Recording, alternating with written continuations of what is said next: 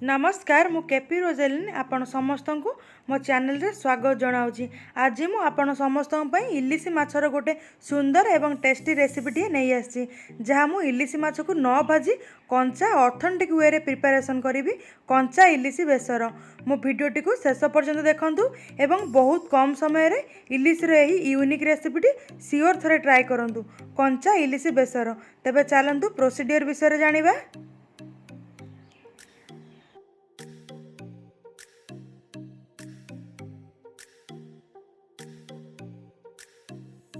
कंचा इलिशी बेसर करने यह देखो आवश्यक सामग्री सब मुझे जाइए। मु 5 पीस इलिशी को भलसे काटी धोई रखी।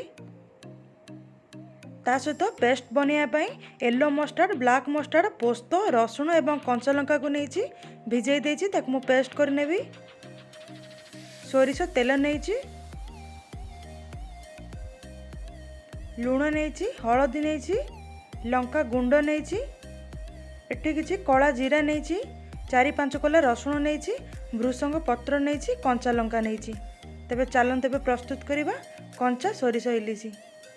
देखंतु एबे मुझे आगर जो सब भिजेकी रखी कला सोरिष, धला सोरिष, लंका, रसुण ताकू मुझे सब गोटे ग्राइंडिंग रे बहुत भलसे चिकन कर बाटिदेवी एवं से हाफ चामच लुण देदेवी। लुण जदि आम देदेबा ताहले आमर मसलाटा पिता होई न थाए एवं मु बाटी नेबी। देखो एबे मु ग्राइंडिंग करी पूरा मस्टार्ड पेस्ट को रेडी कर नेली।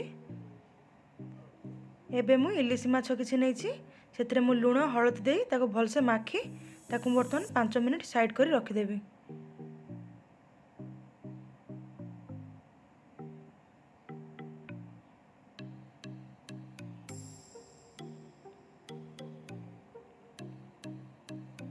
तो एठी मोर होई गलानी। बर्तमान मु गोटे पैन बसाई सोरिष तेल को गरम करी।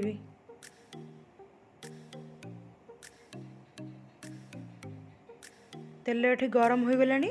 एबे मु सेथिरे देदेबी कला जीरा, सुखिला लंका ताकू टिके भलसे भाजीबी जे पर्यंत कला जीरार स्मेलटा बाहर को न आछि। एबे सेथिरे मु देदेबी हळदी गुंड किछि 1 चामच, लंका गुंड 1 चामच,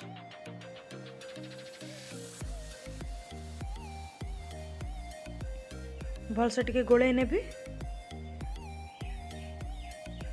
सेथिरे एबे देदेबी 1 ग्लास पानी।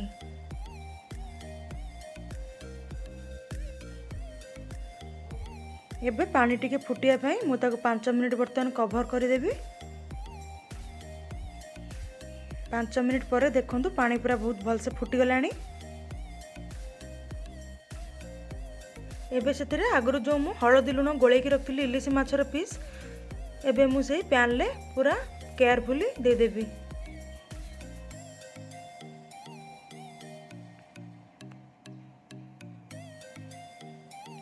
सबको टिके भलसे मिसई देबी पानी रे।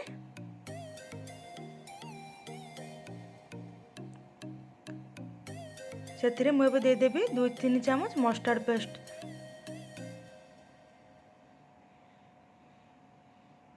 मसला को माछरे सहित पूरा गोळेई नेबी, पूरा मिसई नेबी।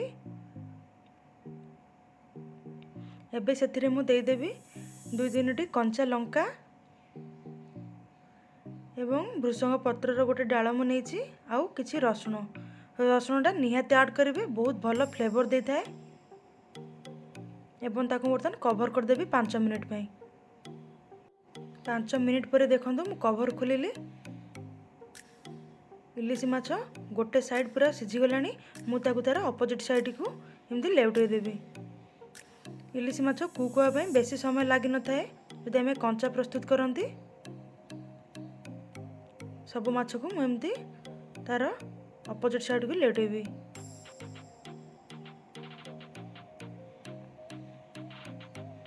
पुणी एबे मु ताको 5 मिनिट पे कवर कर देबी। देखंतु 5 मिनिट पर मुझे खोलिली। देखंतु केते बढ़िया स्मेल आछी, बहुत बढ़िया स्मेल आछी। केते बढ़िया भी कुक हो गलानी। माछ सब पूरा प्राय सिझी गलानी।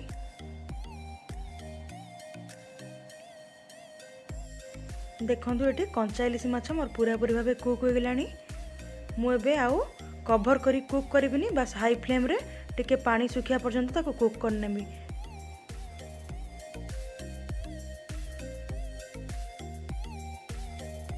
देखो 5 मिनिट गला पर मोर ये पूरा पूरी भाव प्रस्तुत हो गला कंचा इलिश बेसर। आपन को मोर यही प्रोसेस रोसईटा केमती लगिला सियोर मते कमेंट्स रे जणाइबे एवं आपण थरे घरे निश्चिंत भाव ट्राए करेंगे कंचा इलिश रे बेसर रेसिपीटी। एबे मु आपन को सर्व कर देखौची मोर ये रेसिपी। देखंतु एठी मु गरम गरम सर्व करनेली मोर कंचा इलिश बेसर। आपण माने जेबे भी घर को इलिश माछ आणुचंती सियोर थरे यही रेसिपीटी की ट्राए करंतु देखिबे आपण को बहुत टेस्ट लागिवो। एई कंचा इलिश बेसर सह केवल गरम गरम भात ही भल लागिताए। यही प्रोसेस रे तैयारी करंतु आपण खांतु एवं आपण फैमिली मेंबर्स मान को खुआंतु। आपण को जदि आज मोर यही कंचा इलिश माछ बेसर रेसिपीटी भल लगी थाए ताहले मो चैनल को सब्सक्राइब कर दियंतु, लाइक कर दियंतु, कमेंट्स कर दियंतु, शेयर मध्य कर दियंतु। पुणी आसबि आउ एक नुआ रेसिपी नहीं रहुची। नमस्कार।